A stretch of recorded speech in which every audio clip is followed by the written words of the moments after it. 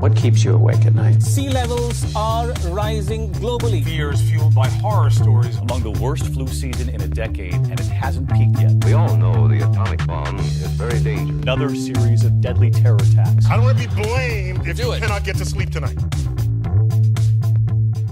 Welcome back, Hello. one and all. Apparently we have to introduce ourselves, so let's get this out of the way. Oh my god. I'm Olivia. I am Brooke. I'm Bree. Hello. Hi. Are you happy, Bree? Are you happy we introduced Yes, ourselves? I am happy. I am also happy. Olivia... I don't know why I hate it so much. Like, I genuinely don't understand, which makes me, like, angry about it, but That's I hate very it. strange. Olivia hates introducing us for some reason, which we've tried to explain that if people are listening for the first time, which if you are, hello and welcome. Hi. That if people are listening the first time, they're not going to know our names. And she's like, we've already done it Gotta once. know our We've already names. introduced ourselves. We don't need to do it again. It's just a waste. If you haven't learned our names by now, you don't deserve to be here. And that's just that was exactly what I said before we started Quote. recording. So quote.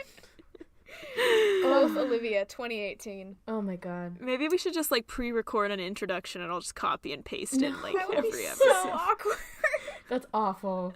I hate that. Anyway, welcome back. Hello. Brianna, you have a story from work? Oh, I was just letting the gals know that today at work this morning, I work at a donut shop, and a little boy came into the donut shop and requested a chocolate donut, to which I handed him the chocolate donut, and his mother said, "You know what? He's gonna need some napkins."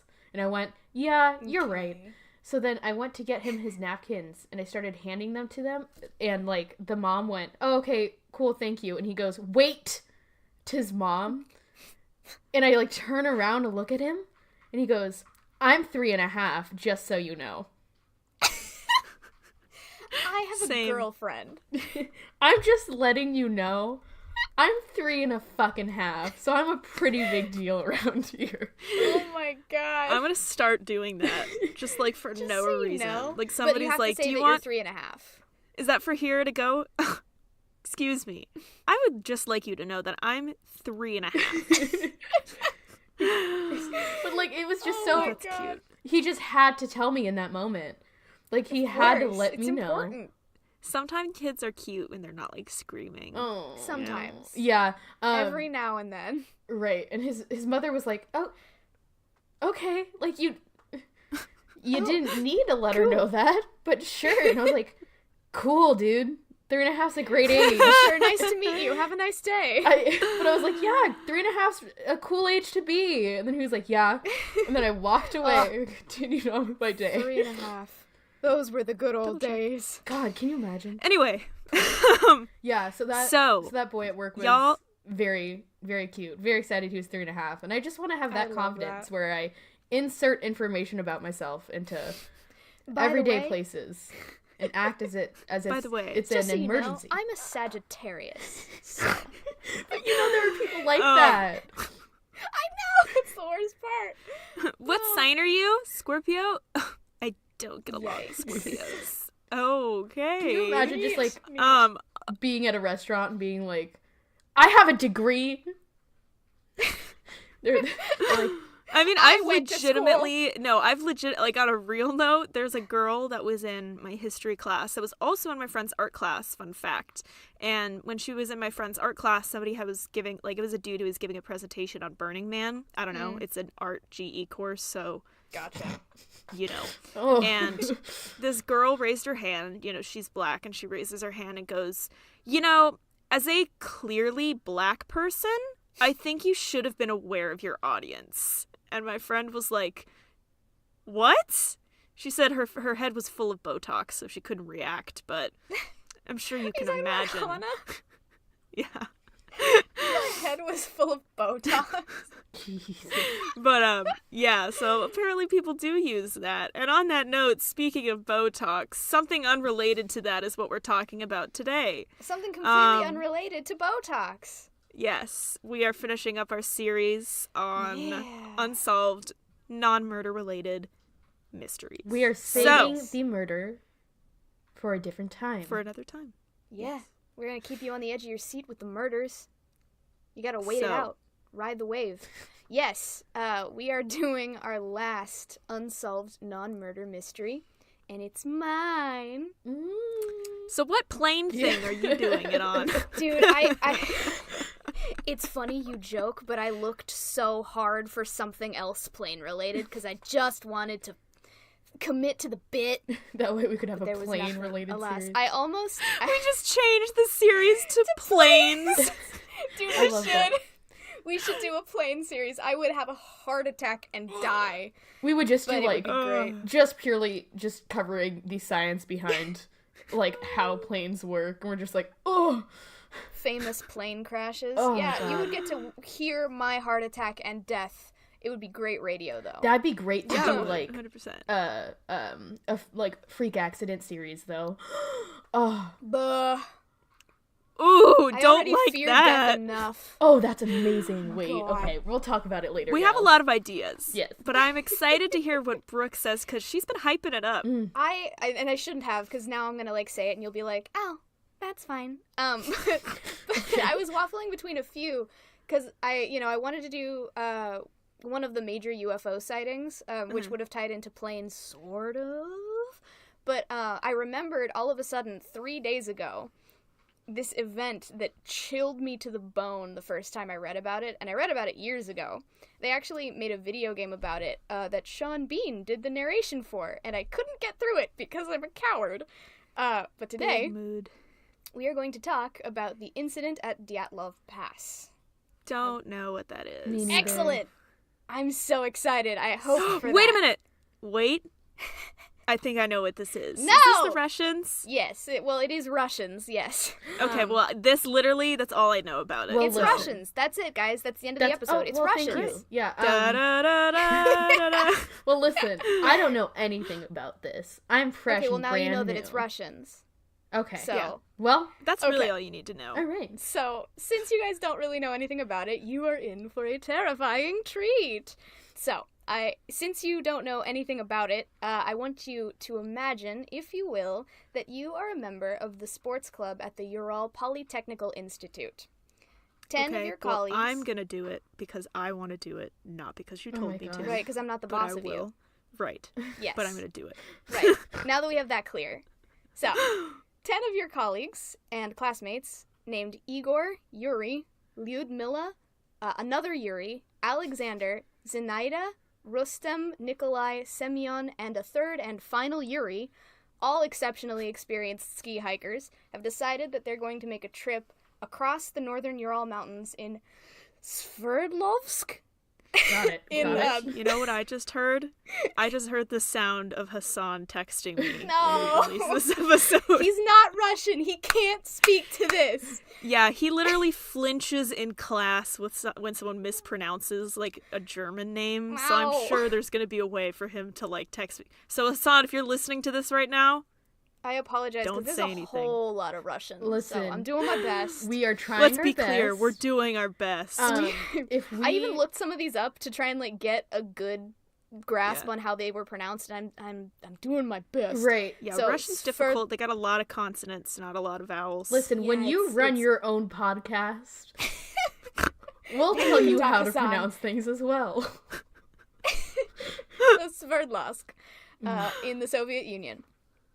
Each of the members was considered a grade 2 hiker, and they would become certified as grade 3, which was the highest level upon their return from their expedition. Oh, The goal was fuck. to reach Sorry. their goal was to reach Otorten, which would be a trip that was more than 300 kilometers long.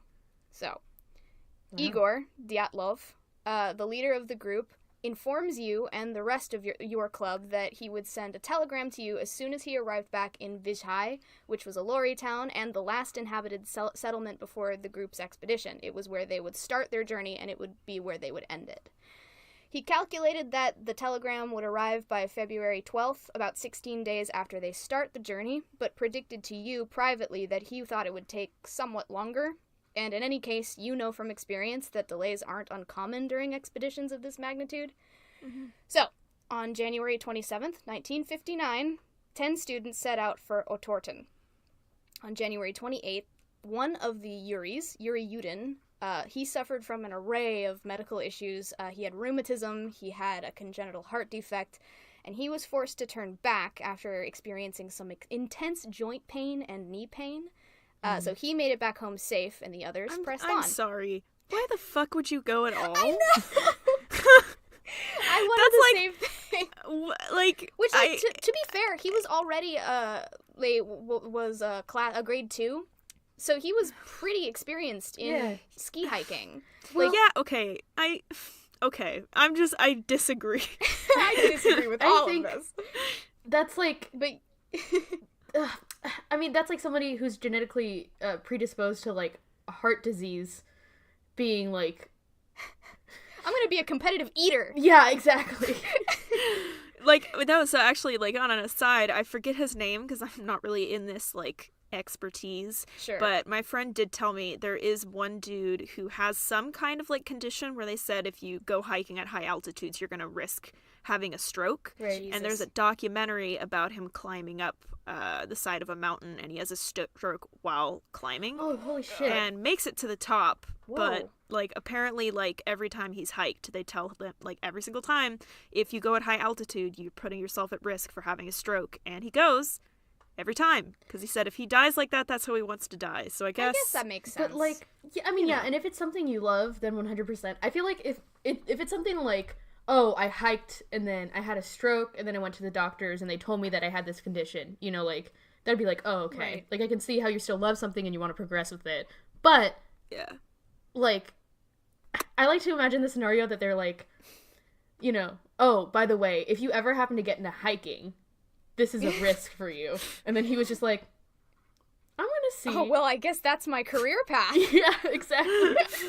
Sorry. people are wild. Anyway. This was an aside. Continue on. Of course. So, he goes home, everybody else continues. So, on February 12th, comes and goes, you don't get a telegram. Neither you or your colleagues at the Institute are really all that concerned. After all, Igor did tell you super clearly that he expected to be late. So February 13th, 14th, 15th, 16th come and go. And then you begin to worry that the others don't. 17th, 18th, 19th, and finally on February 20th, the relatives of the hikers demand that a formal search and rescue be conducted. So, the Institute sends the first groups, mostly comprised of volunteer students and teachers, into the mountains to find any trace of the now officially missing 9 students. You immediately volunteer. For 6 days, the search turns up nothing. Eventually, the Soviet military would become involved, sending helicopters and soldiers to help in the search. And finally, on February 26th, a breakthrough. I'm going to say that last sentence again, because I wanted it to be good, and it wasn't. So, Oh God, hold on. Let me sip on this Mountain Dew real quick. cool. Why the fuck do you drink Mountain Dew? Oh my god, I can wants to feel die. my teeth enamel like degrading as we speak right now. To be fair, to be completely 100% honest and fair, it is code red. Oh, even worse. What does that mean? It's just the red Mountain Dew flavor. What does that fucking mean? So Brooke, It where means did you that last she's a start off gamer. Continue, Brooke. So, then, on February 26th, a breakthrough. You reach Kholat. Oh, God. Ooh, yikes. Yeah, And I want to say for anybody that complains about the pronunciation, the reason why it's tough is because everybody is so used to like reading efficiently and speaking words fluently.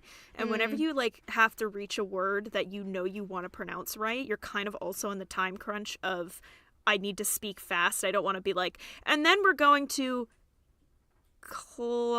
like you don't want to start like you then you sound like an idiot. Toddler. So you either have to sound like an idiot or Like an idiot who thinks they know what they're talking Well, about. yeah, And you can't win, okay? We're doing our best. It's like reading aloud like in when class people- used to be. Remember when the teacher Yeah. would call on you and you'd have to read Lord of the Flies and you How would many stumble people over said your own orgasm instead of organism in biology? words. Oh. No. Did you? I didn't know, but I had it happen. I listened to somebody speak that word in my 5th grade absolutely. biology class. Mm-hmm. It was incredible. Best Yeah. moment of my life. I remember, oh fuck, I can't believe I'm about to tell this story on Yes. this podcast. Yes. So, one of the best teachers I've ever had in my entire life was a math teacher I had who had a PhD in math, and he was blind. Yeah, I feel like you I've talked mentioned about it before. Yeah. He and I were tight. Like, he was a cool dude. And so one day during class, you know, he's blind. So when we were having lecture, people would literally have to read the notes or we can't move forward. Like, Sure. that's how the class works. And he made that very clear by guilt tripping us many times. Like, he'd be like, can somebody read? And nobody would say anything. And he'd be like, I don't know if you know this, but if nobody reads, we can't move forward. And I'm like, Because I am blind. yeah, he would say that. I love this man. Anyway, one time we were learning about integrals. It was intervals, right? We were talking about intervals for something. Okay. And I read it as interval. And he went, does it say that in there? And I went, what are you talking about? And he said, does it say interval? And I said, yeah, interval, like right here. And he uses like an eyeglass so that he can like see it. And he goes, that says interval. Did you really say interval? And I got upset and said, fuck it, you can read it. And he laughed and then had somebody else read it. Oh my god. But like, it was just, I didn't realize it. Like Yeah. in many cases you'd be like, fine, you can read it, but I didn't realize until after I said it that You said it to a blind man? it. Listen, I have another story for another day that's very similar, but Brooke... But yeah, continue on. I'm fucking crying. Yeah, I can't Fuck it, process you can that read right now. I didn't even realize it until after class, but he like God, laughed yeah. and my friend laughed and like they made eye contact and they were like, yeah, we deserved that. But like, Oh my god, that is so funny. yeah. Okay, so Continue on.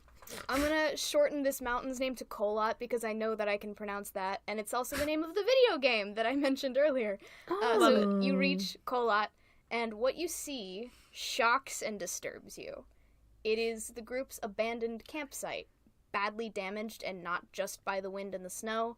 At first glance, there seems to have been a struggle. The remnants are inexplicable. The tent itself is torn apart from the inside and covered in snow.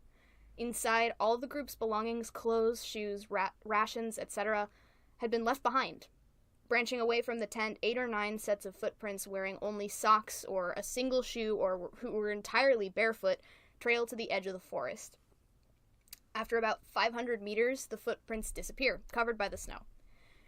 But you have enough of a trail now to track their direction. Shortly after, you find the first bodies under a tall Siberian pine tree.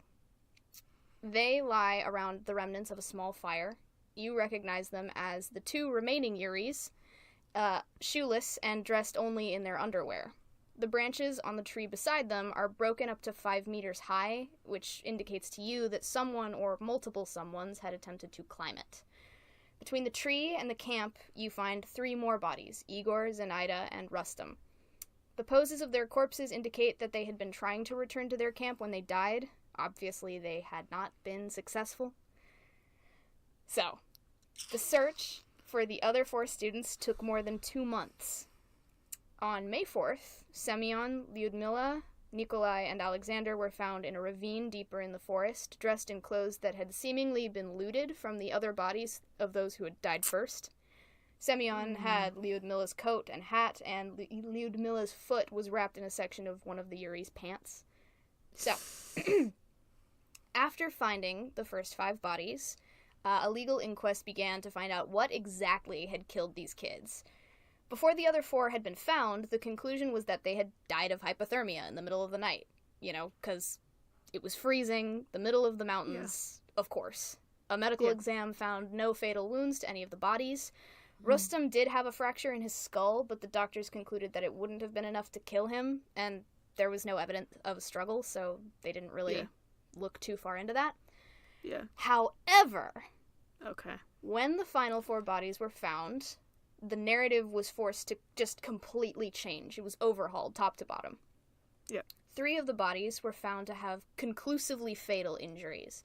Nikolai had suffered major skull damage, and both Lyudmila and Semyon had major chest fractures, but none of them showed any evidence of external trauma that would cause the injuries. So, basically, it was almost as though the students had been exposed to a whole lot of pressure and had been crushed, but, like, there was no blunt force So it was trauma. like, was it post-mortem, essentially? Like, if there was fractures and stuff like that, there wouldn't be, like, external proof of that? It's more like after the fact? The, Does that make sense what I'm asking? The medical exam concluded that they died of their injuries. I don't know how, but that was what the accepted thing was, is that they had died from the internal bleeding from the broken ribs in their chest and whatever. You get it. Wait. So, yeah. So my there was no question blunt is... force trauma. Oh, yeah, go for it. Sorry, my question is does that... Would that make sense for them to have fallen or been crushed by, like, a large boulder or something? There are a couple of different things that could have happened. None of them are terribly clear. Yeah, I'm going to get into the theories. All right. You're asking the right questions. Oh, We're on the right track. Hell yeah. See, I love this analytical mind. So, none of them had any external injuries except Lyudmila, but none of them were related to her chest trauma. She had external injuries in her face and head. She was missing her tongue, her eyes, part of her lips, and facial tissue and a fragment of her skull bone. what the fuck? Nope. Yeah. Nope. She also had extensive skin maceration on her hands, which looked like burns.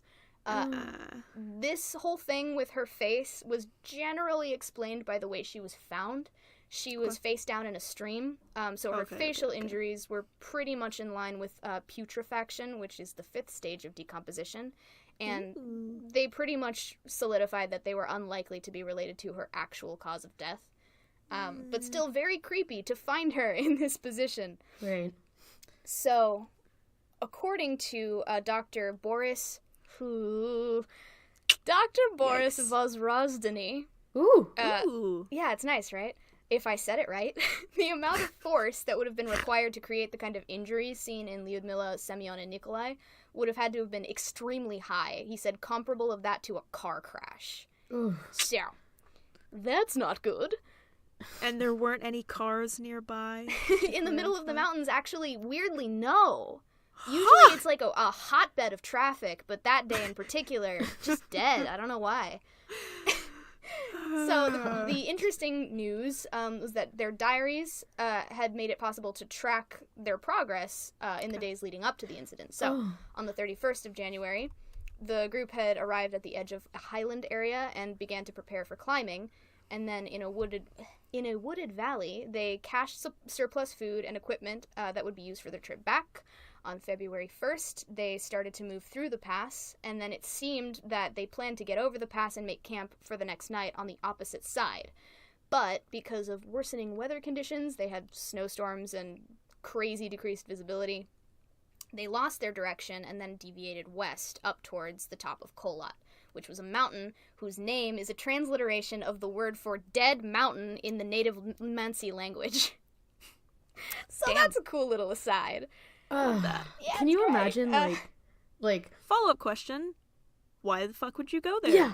They didn't mean to. Well, and that's the thing. No, I mean, but, like, the area is like, oh, yeah, we locals call that dead mountain because people die there all the time. And tourists are like, you know what?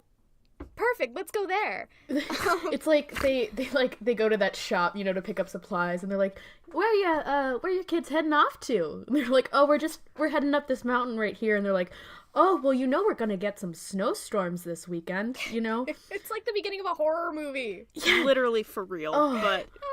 And it turns out it is. So, when they realized their mistake, the group decided to stop and set up camp right there on the slope of the mountain rather than moving downhill to a wooded area which would have provided shelter from the elements. Bad move, group of 9 students. Bad move. Yeah. And proved to be a fatal move. So, they set up camp.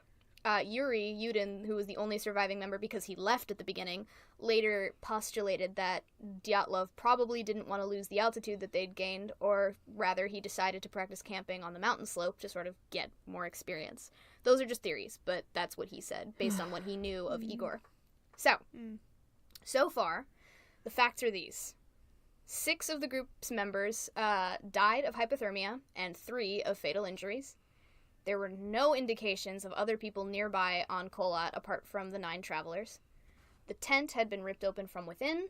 The victims had died 6 to 8 hours after their last meal. Traces from the camp showed that all the group members left the campsite of their own accord on foot. they to dispel a theory of like that the Mansi people had attacked them because they're indigenous to the Ural Mountain area. Dr. Vozrozdeny stated that the fatal injuries of the 3 bodies could not have been caused by another human being, quote, because the force of the blows had been too strong and no soft tissue had been damaged. Released documents contained no information about the conditions of the skiers' internal organs, and there were no survivors. Thoughts so far? Here, I guess I'll go first. My hands Sure. up. Perfect. Yes, Bree. Oh, You can okay. present to the class now. Cool. What the fuck? That's eerie. I have I've a never theory, heard of but I anything don't like know this. if I want to get into my theory before we get into the real Because, I mean, well, theories. okay, so this is my thought so far, right? Yeah. Could not Just have been thoughts caused... about what I've told you. So Right. Not have been caused by a human being, because the force is far too great, clearly, right? Sure. Could not have been caused by any animal whatsoever.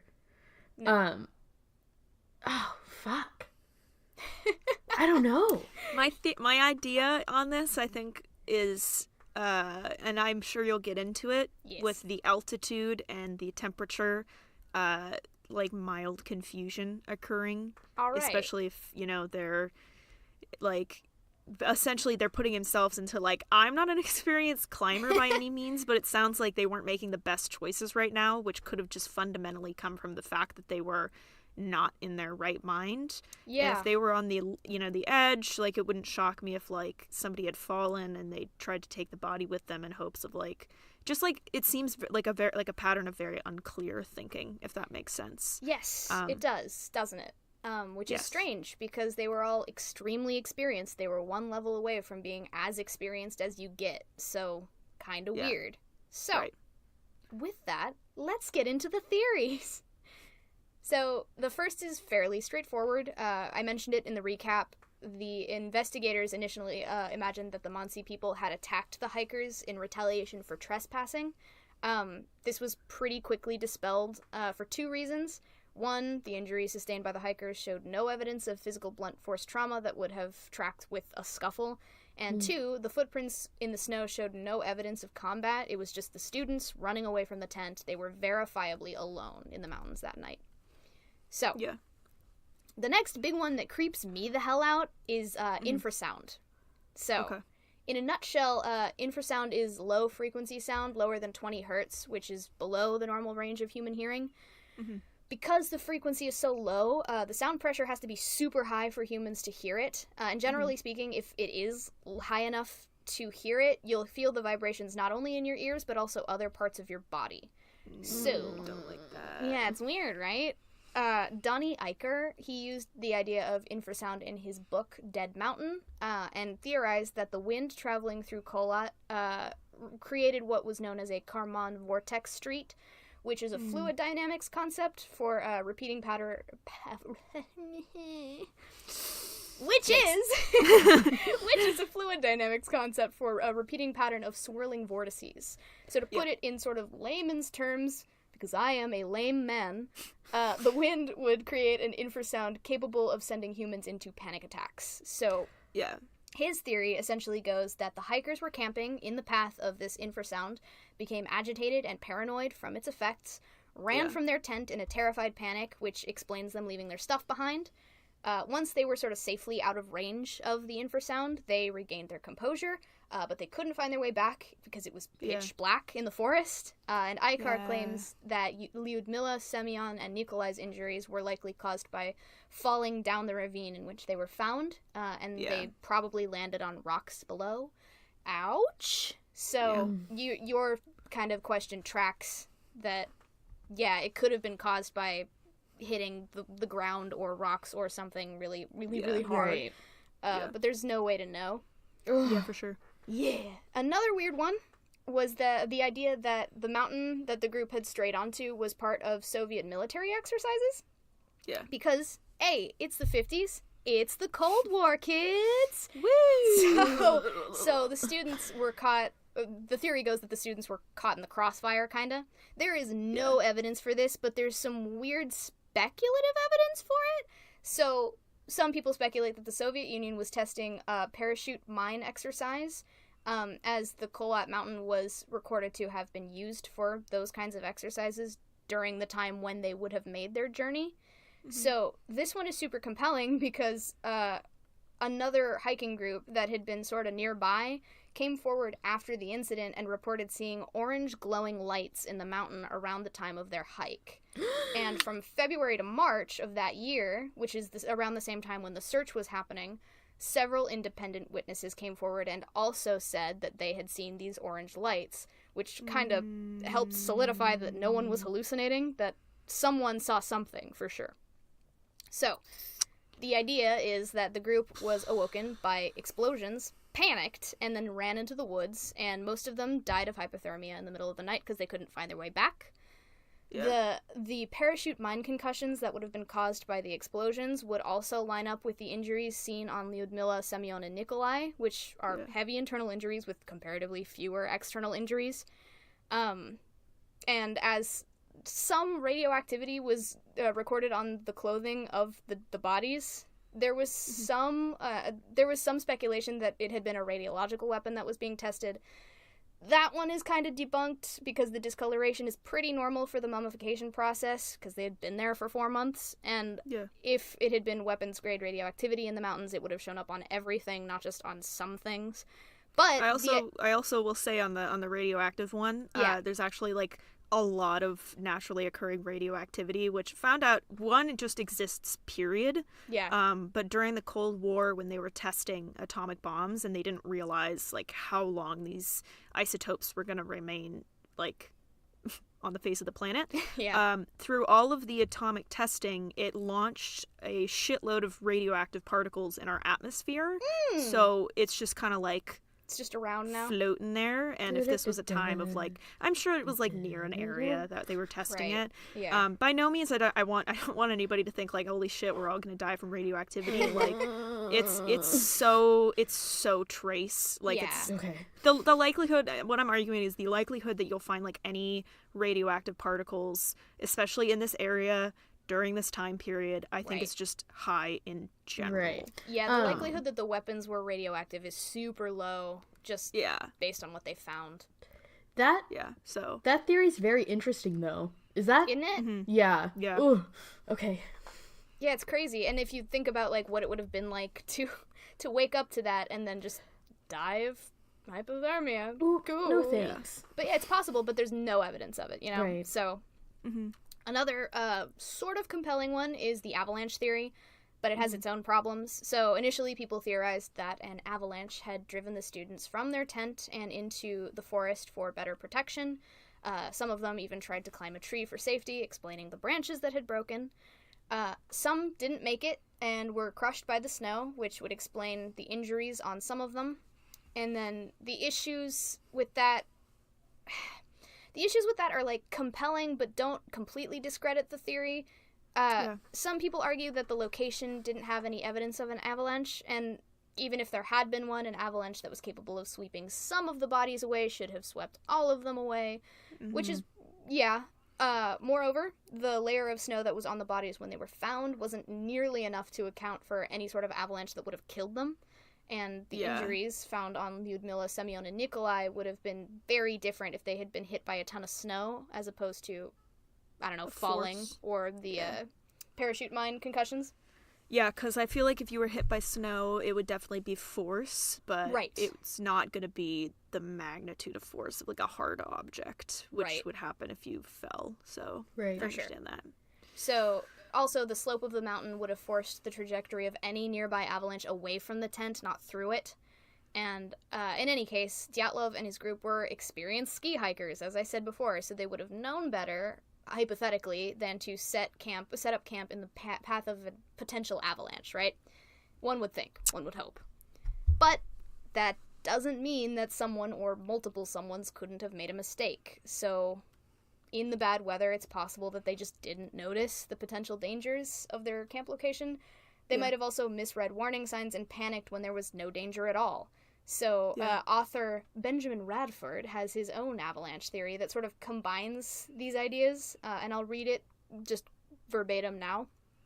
It goes, quote, The group woke up in a panic and cut their way out of their tent either because of an avalanche and that had covered the entrance to their tent, or because they were scared that an avalanche was imminent.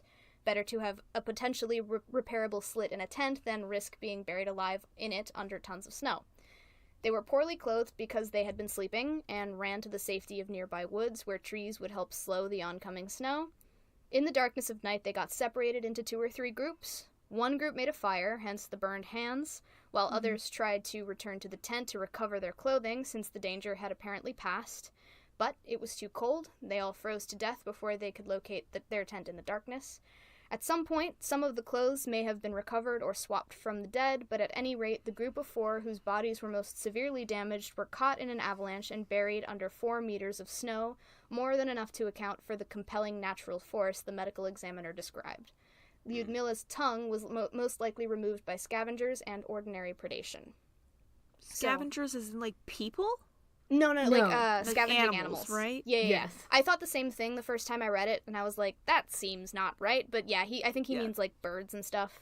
Okay, yeah. Yeah, so that's... Yeah, because I'm like, he's like, clearly this is, a group of people who like to go through the woods, sift Cut through out dead people's bodies, tongues. and cut out tongues and eyes, and I'm like, Yeah.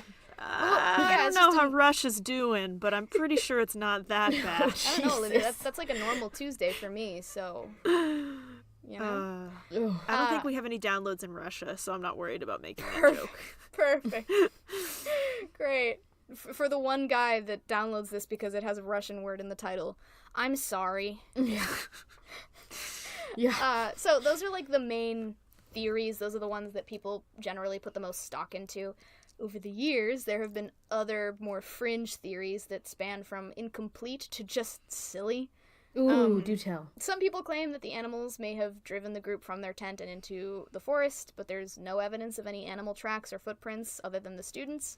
Moreover, staying in the tent would have been relatively safer than going out into the darkness in the middle of a storm in a mountain, and experienced hikers would have known that.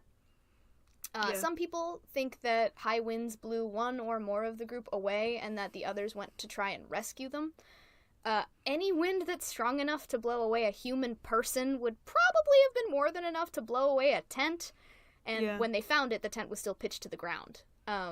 So, probably not. But also, the group would have known the futility of trying to find one person in the freezing pitch black of night on a mountain.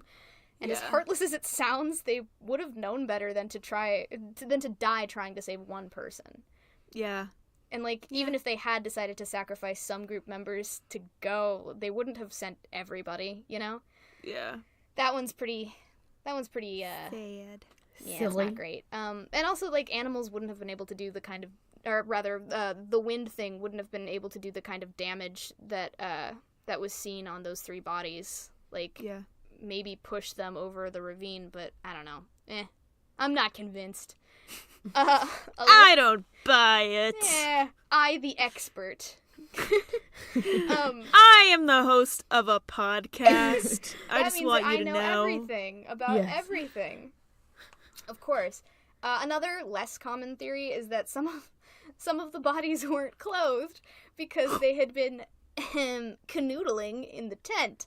Whoa!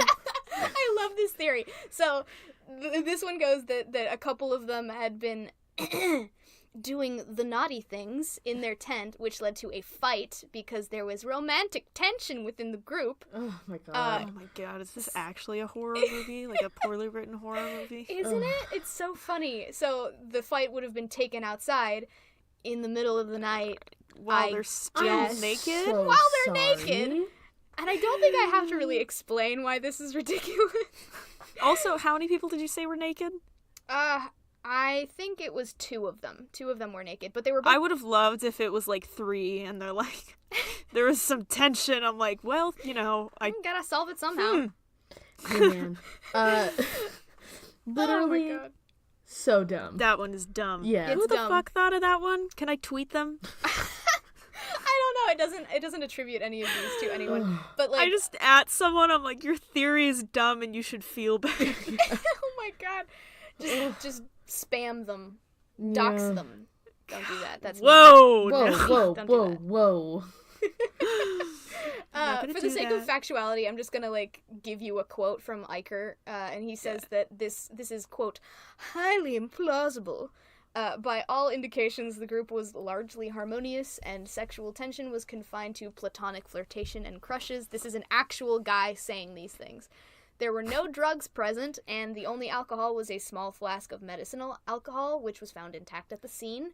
So the group had even sworn off cigarettes for the expedition. So they were squares. Why the fuck would you really smoke nice cigarettes while hiking a fucking mountain? That's fair. I don't know. I guess it was like Stressful. the 50s. People were smoking while pregnant. Yeah. Smoking is good for you, apparently. Let's just refer If you'd like to back hear a our podcast cigarettes. episode on that, we covered that several podcast episodes ago. Thank you. Give it a listen. Continue on with the death. But yeah, so they were really nice people and also squares, so probably no weird snow sex. So there's another theory. This one, it's called the paradoxical undressing theory. Yes, I was hoping you were going to get to this. Yes, it's very interesting, and I love talking about it. But to me, it seems like less of a complete theory for the mystery and more of an explanation for why some of them were naked. So sometimes hypothermia can induce a weird behavior where you feel like you're burning. So as a response, you remove all of your clothes and try to cool off. Obviously, it is not actually burning, so you just freeze more and then die. But some of the bodies had been looted, and they knew that was the case, so that generally presents that they were of sound enough mind to try and survive and get warmer. Also, the looting itself explains a little bit of their clothes were taken, which is why they're naked. Yeah. So, because you said that the other hikers were wearing some of their clothes for Right. additional warmth. Yeah. Right, exactly. Right. So, So really quickly, the ones who were naked, did they have any injuries whatsoever? These were the people that were totally fine, and it was the people later that had injuries, right? correct. Yes. Okay. So the naked ones were around the fire, and they had died of hypothermia. So Yeah. that is that on that. And then finally, my personal favorite. In 2014, the Discovery Channel aired a special about the Dyatlov Pass incident entitled Russian Yeti, the Killer Lives. Shut the fuck up. I'm going to done. hang up this I'm Discord done. call right My now. God. There are people who think this. Jesus Christ. Okay. Oh, I love it. Do I even have to say more? No, I'm good. No, I'm going to because it's my show and haha. But All right. basically, it took the Soviet Union's statement at the beginning of all this that said that their deaths were caused by, quote, an unknowable, compelling force, and just ran with it, right? And they claimed that the Menk, or the Russian Yeti, was the only explanation because it was the only thing strong enough to cause such strange, specific injuries.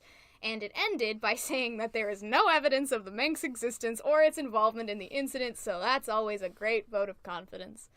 I love it. It's just, and it's like the only modern theory of the Russian Yeti, which I just adore. That's how I feel about this whole thing. It would be, imagine a room full of people, and it's they're trying to talk about what happened, and this event is pretty recent, and they're like, well, it could have been from really, just traumatic force and maybe a great fall. Could not have been an animal or any human being. And there's this dude in the back leaning against the wall in his chair and goes, hey, don't mean to blow your mind, but this can only be one thing. Y'all ever heard of the Russian Yeti? And then all of them God, it's like the Jaws scene where he scratches the board and he's like, you guys are that guy when he introduces himself and he presents himself as the hunter of the Yeti, and they're like, who the fuck let this guy in? I'm sorry, They'll tell you he's not real, but I've seen him. He's there. He's wearing a full fur coat with high up boots. He has and, an eye patch for some reason, but he doesn't have an eye injury. A really just really wants to wear an eye patch for beautiful flavor. beard. And then he's just he's like, this is only one thing, and they're like, I'm sorry, who let you in this room? This is He's actually American. Grade 3 clearance area. You don't. It was 30 years ago to the He's like day. an American who wears a trench coat and then a winter coat over it, and his name is something like Jack. Sorry, Jack. I love you couldn't think of a last name. You're like, Jack's fine. Jack's fine. He doesn't What's your actually name? have a Jack. last name. Just Jack. I lost my last name when I had a fight with the Yeti. He took everything from me, including my last name. God, God I'm damn. sorry to roast so hard on this theory. It's just It's so stupid. so. I'm not dumb. apologizing. It's dumb. It's so dumb. Ugh. And that is why it is my favorite. So, what is your favorite theory, my friends? Oh, I'm glad I'm boring you. Yeah, though. No, I had espresso before this, and for whatever yeah. reason, espresso makes me want to nap. For sure. Oh, okay. Does anybody else have that phenomenon? No. Please tweet me. Usually that's like an ADD thing, right? Caffeine makes you sleepy. Well, this is news to me. And join us next time on Diagnosing Olivia. But you know, like I remember, like I heard slightly of this. Like I listened to a lot of like true crime stuff and unsolved stuff in the background when I do homework. I just need noise. Yes.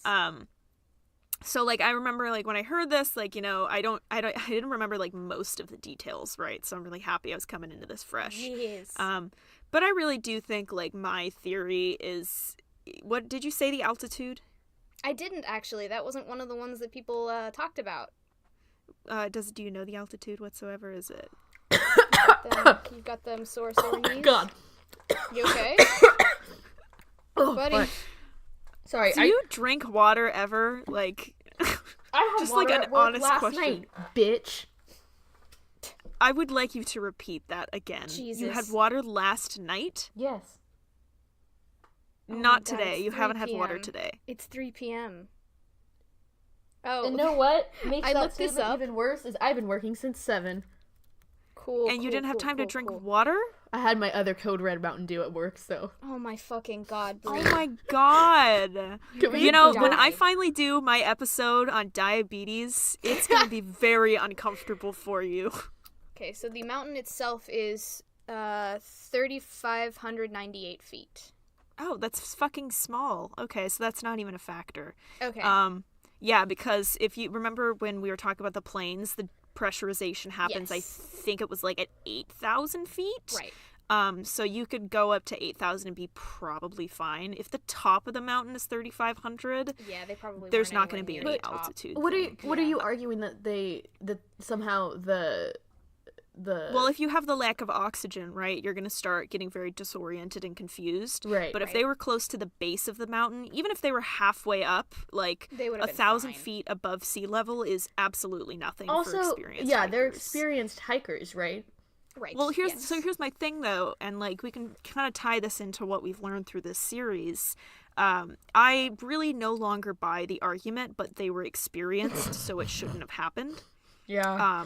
Yeah. Because, you know, like, yeah. I gave the example in mine where I talked about how, like, if a depressurization situation happens, any trained pilot should be able to know immediately what to do and handle the situation. Which I'd say, Sure. like, 99 times out of 100 they do. But in the rare cases, like, if something goes wrong and it's out of their kind of, like, ability to Wheelhouse, fix the yeah. situation, you know, like, we don't live in a perfect world. Right. Panic happens, and it's a doozy of a thing. So. And I think, you know, that sound thing really rings true because I'm definitely if I'm in like rooms where Yeah. there's enough sound and it like I get anxiety from like the energy in the room, if that makes sense. Yeah, And I'm yeah. an anxious person, so I feel like anybody, if they feel like buzzy, like it freaks them out. Well, right? especially And- if they feel buzzy and they can't really hear it. Like, yeah. Also, that would be a weird singular experience of being just standing in what you think is a silent room and then your entire body starts vibrating. well, like, Yeah. imagine having that experience just like in your day life, you know? Right. And then Yeah. being on the Yeah, base of a dude. mountain, about to do this huge climb that you haven't done before to get like a stage or a level up, and all of a sudden you hear this shit, I'm gone. Yeah. Right? Well, that's the thing, is it like clearly something happened that was bad enough that caused them to cut out of their tent. Not Yeah. open it, but slice out of it. Cut out of it. Yeah, and like so that's one of those things where like it goes back to like there wasn't a lot of rational thought here. Clearly so obviously not. something was happening where they started making poor choices. Right. But like again that argument of like but they they're very experienced, this shouldn't happen. I totally understand that it shouldn't have happened like that. But if you're panicked, if you're colds, if things are kind of slipping and going awry, you're not going to be like, well, okay, guys, let's kind of make a plan of attack here. So here are our options on the table. Definitely like you're kind of just at the top of acting your on game. Impulse. Right. And so, like the mystery of it is that it shouldn't have happened. Like by all Right. accounts, it should have been fine, but it wasn't. And like, dude, this event alone has inspired dozens of books and TV specials and movies and like you name it. It was inspired by this, right? Like what we don't know happened is what makes it so spooky, right? Yeah. And not all of like the pieces of art, I suppose, that were created after this are good, but they all sort of share the same fascination with what appears to be just a senseless and really strange cluster of deaths, to which we'll really never have an explanation. The investigation never turned anything up that was conclusive. We just have the bodies, and that's kind of it. So, to close, in 1999, the Dyatlov Foundation was founded with the help of the Ural State Technical Institute, and its only goals are to continue the investigation into the students' deaths and to maintain the Dyatlov Museum, which is its whole deal is to help keep the hikers' memory alive. Yeah. And finally, in 2016, a plaque was posted in the Urals Perm region, and it was dedicated to Yuri Yudin, the only survivor of the Dyatlov Pass incident. He died in 2013 at the age of 75. Man, there's got to be some survivor's guilt there. Right? Oh, fuck. Can you I was gonna imagine? Like, I went home because my knees felt bad, and because I got sick, I'm the only one who survived this horrible thing. Yeah. It's crazy. Ooh, yeah. I mean, like, Bree, what do you think happened? As compelling as the Yeti one sounds, Yeah, I know. I honestly think that it was, again, some sort of avalanche or something that was scary and out of their control that caused them to wake up out of their sleep, forcing themselves out into a cold, stormy night where they had no control or knowing of their whereabouts, and they died horribly. And it's unfortunate, and it's very sad. And I guess the whole thing is so tragic. I think the oldest one was like in his early 30s, if I'm remembering that right. They were all like kids. Yeah, the oldest one was 38. Okay. But the rest of them were like 21, 23, 24. None of them were even close to Semyon's age. They were kids, so. Well, I guess wrapping it up, what has everybody learned about themselves in this series? I'll go first. Go for it. Because I'm the best. Yeah, of course. Well, we all know. We all Hangs know, up, Brie. all of you hang up your Discord, and it's just me, just like, Bye. well, this is ASMR. Jesus Christ. And then it's just never anything else. Every episode is just you doing ASMR. Yeah, from here on out. That's how we transition.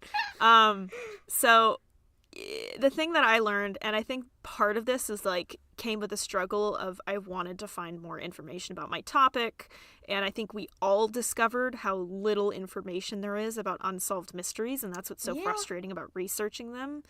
Because like at least with mine, it was like we have a little bit of radar, and then we know they were in the air, and then nothing else.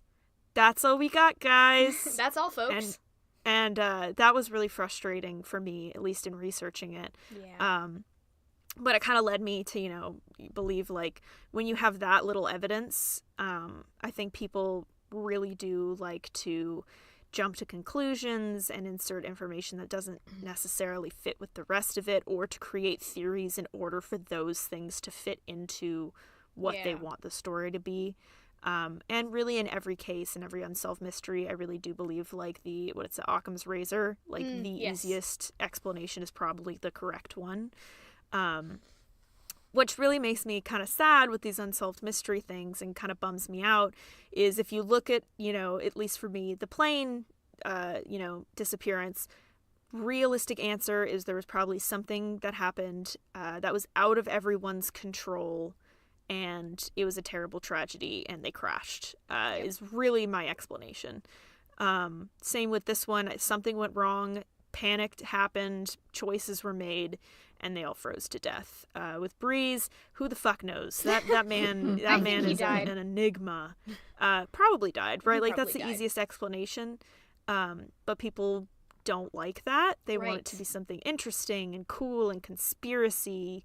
And I think more often than not, stuff like that is more disappointing than we want it to be. And by disappointing, I just mean like it's an easy answer. Just like, something went wrong. Right, and it's always senseless. Like, yeah. And that is what makes it so disappointing, is that there's no good, singular reason, a finger to point. Yeah. Like, right. if that's, only I this, think, and at least in these instances that we've kind of talked about, and will be my wrapping up of what I learned, is it seems like the correct answer to most of these, in my opinion, is the easiest one. And the easiest one is, that there is human error.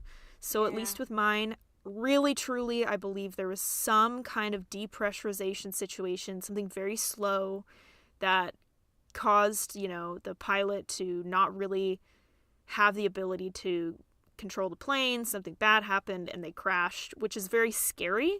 Yes. That, a very random occurrence that probably was out of their control, like you'd like to say, but he was experienced. How could that happen? Mistakes happen. Human beings are not infallible. Same with this one. As much as we'd like to believe that they were so experienced, how could this happen? Panic is panic, and you can't really be in control of how you're going to react when you're freaking out. Yeah, when I think about it, like, the leader was 23. How would I react if something went terribly wrong in the middle of the mountains? Like, Yes. Your training goes out the window at that point, and you just start scrambling to survive. Like, it's literally fight or flight, right? Yes. Which is the purpose of those training is, like, when your fight or flight kicks in, you have instincts to know what you're going to do.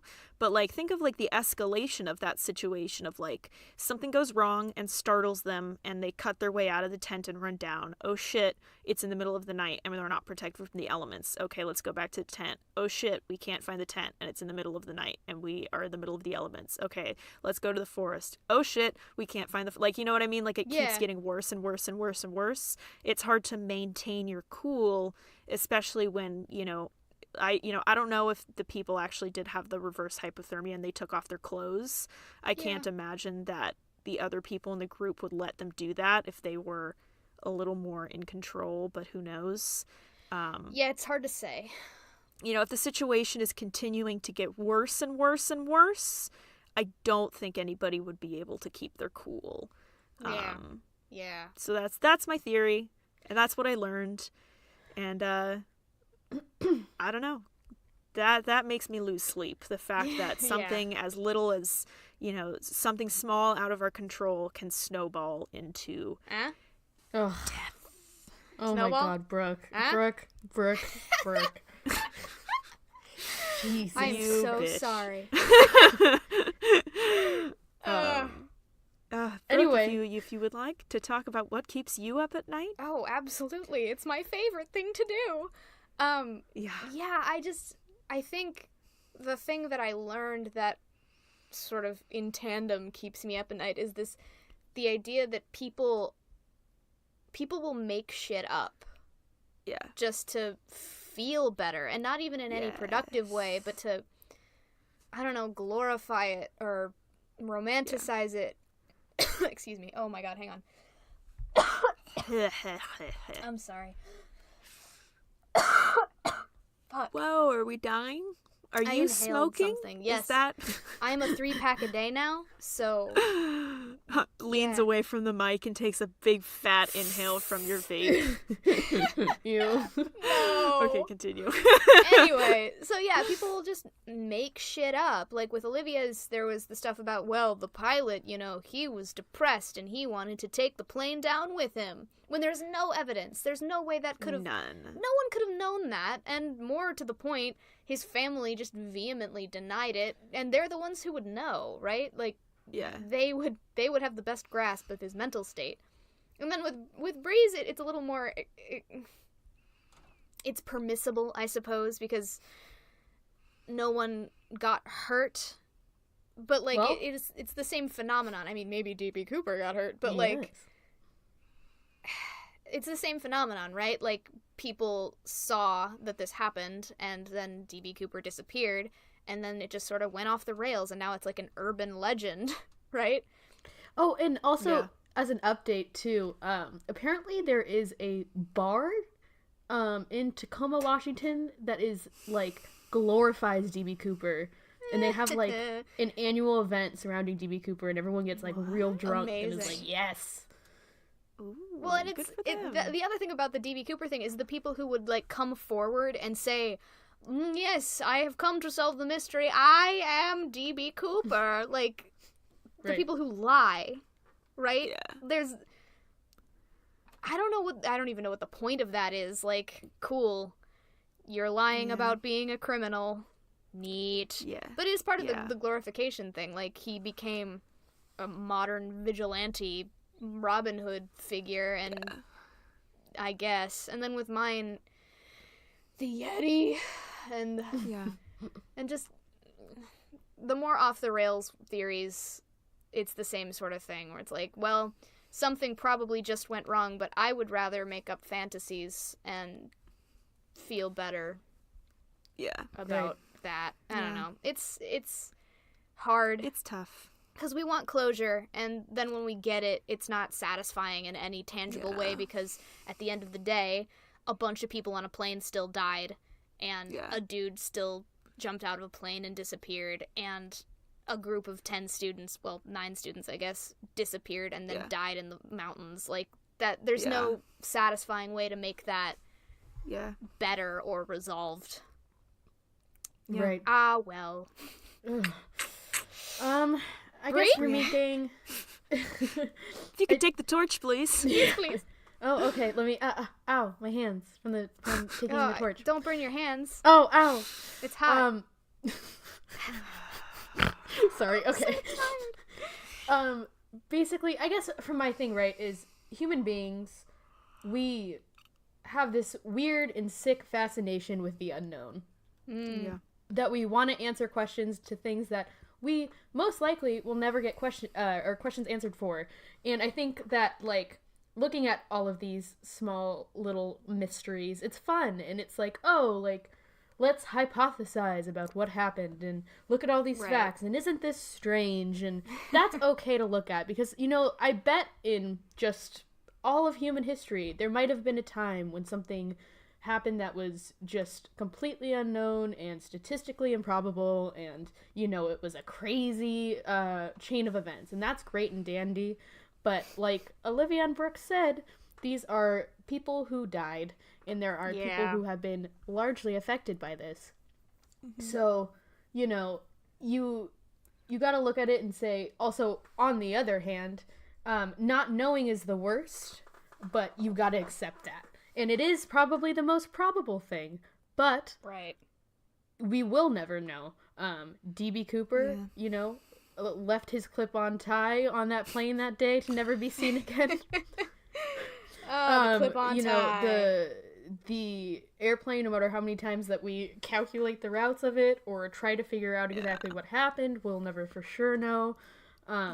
Unless substantial evidence comes out against it, which is, like, that's fine and that's fair, but, like, I think the thing that I've learned about this, as well as a lot of other topics that we do, is just to do what we can and what feasibly helps in the Yeah. situation, but then also to just understand that sometimes we don't have the answers, and sometimes horrible things happen to good people.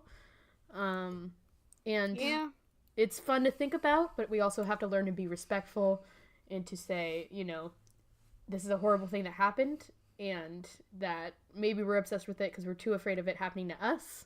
Whatever the reasoning may be, we should learn to let go and move on.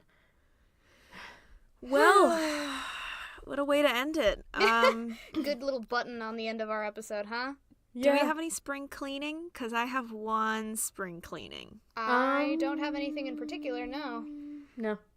No? Yeah, the only thing I was going to say is when we were talking about D.B. Cooper, I think at the time I mentioned, like, it's 69, right? 71. In 69? Something like that. 71. D.B. Cooper? It occurred in 1969? 71? 71. Yes.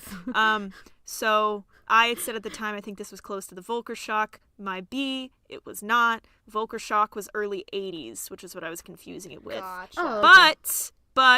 But the economy was also not in a great place. And I believe our global recession occurred from 71 to 73. Gotcha. So I believe, at the time there was probably some econ stuff happening. Well, I just wanted to clarify. Still wanted to be Robin Hood, but for a different time. Also, behavior analysis, like, showed that he probably would have done it because he was in great financial need. It's not just because of excessive greed. I mean, there is some there's some validity in that. Yeah, I mean, and again, like, here we are, you know, thinking about it. Yeah. Always thinking about it. Do what you can do, I guess. Well, I got nothing else. Do we have any more Patreons to We thank? don't, no. Yeah, I can just start going into the spiel if you like. Yes. Yeah. Cool. So, I'm going to do it better this time, because last time it was garbage. That's our spring cleaning.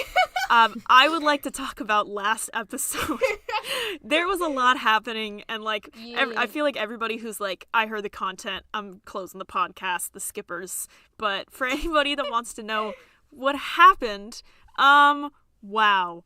So one, it was just bad. Bree was just full of cough medicine and I'm exhausted. So sorry. Yeah. And then I, like, right before we started recording, there was some bullshit with a history project that was 25% of my grade, which is a story that I'm going to pin for a mini-sode. So please tune in later. But I was angry coming into that podcast. Yeah. And then Brooke was also, it's been like, we're really close to finals. So like that whole week has just been fucking rough. It was garbage. And so there was so much of that episode that was cut out, y'all. Woohoo! It was... And then not only that, but like that week I was having a meltdown because of all of other stuff. So Brooke took the lead and like edited, which so greatly helped me. So if it sucks, it's my fault.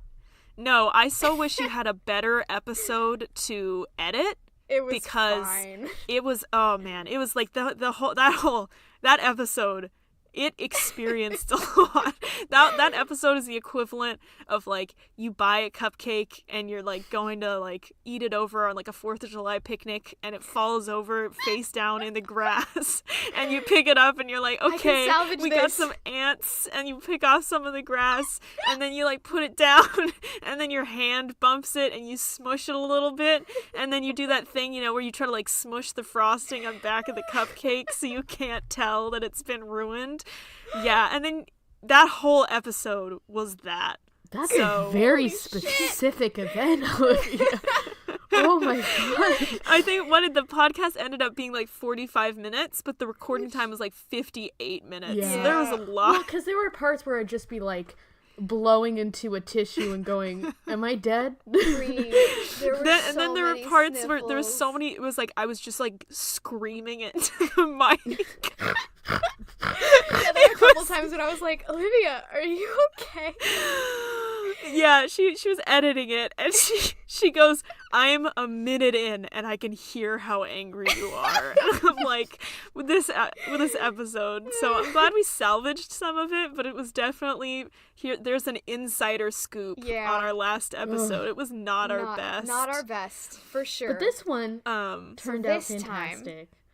whew, I meditated before we did our Oh my podcast God. today. Such Though, a good- so. Also, I think the thing that helps is that, like, that last time, for whatever reason, we didn't really talk before the episode. Usually we spend, like, a half an hour just chatting, and I think that really helps, like, kind of figure out how to talk What the on mood Discord, is. right? Because there's some stuff where, like, we stepped on each other's, like, talking, and that happened a lot more in the last episode than it ever has, and I think it's just because we didn't, like, take the time to calibrate ourselves, you know? Yeah. But this time... If I may, I did enter the Discord, and y'all were like, hey, how you doing? And I'm like, I would like to fucking understand why someone can't understand a goddamn deadline. And you're like, oh, okay. Cool. Everybody's had a good week then? And I'm like, do you know what time it is? Do you know what time I said this was supposed to be due? And you're like, so is our audio ready? Is everybody... Meanwhile, I'm blowing snot into a napkin, desperately trying to breathe. Oh, man. so, whew, I'm glad we got got through that it. out of the way. That spring cleaning was a little We try to fun. get better and better every day, and hey, you run a podcast. For all if of you don't who like stick it. through it, Thank you. thank you. Thank you. You're angels. So, without further ado, I will do this better this time and not ramble. So... follow us on Instagram, Twitter, and Facebook at TTKMeUp if you would like to get updates on the show and see our weird shenanigans. If you haven't, go to iTunes, Stitcher, or wherever you get your podcasts, hit subscribe, and then give us a nice review if the spirit moves you. If it doesn't, don't say mean things because it'll hurt our feelings. Absolutely. Very fragile. We're all squishy people. Very fragile. Constructive criticism is fine, but 1-star reviews make me feel like I want to jump off a bridge. Thank you. Ooh. So, Someone leaves a 1-star review and they're like, very good, very much enjoyed it. You're like, God damn it! no, my metric. Also, if you haven't heard already, we did mention it a little bit earlier, but we have a Patreon now. We have managed to keep our one angel of a patron, and we would also love it if you join the family. So far, our only prize is a personalized shout-out from us, but we're hoping to have bonus content and other fun stuff soon, so keep an eye and ear out. And finally, we love hearing from you guys. And it doesn't happen all that often, but when it does, it makes our day. So don't be shy and drop us a line on Twitter or Instagram or whatever, and we'll be stoked to say hi. We are pretty active on social media because we don't have lives. Not that we're desperate. It's fine. Thank you. And we love you so much, and get your flu shot. Oh my God, Yes, please. always. It's not too late. It I isn't. lean It's into the not mic too like late. Alex Jones style and start yelling again. Please don't. It's not too late. They're turning the freaking frogs gay. Okay. So good night, with everyone. that, my friend, it's been real. It sure has. We love you. Deuces. Bye. See ya.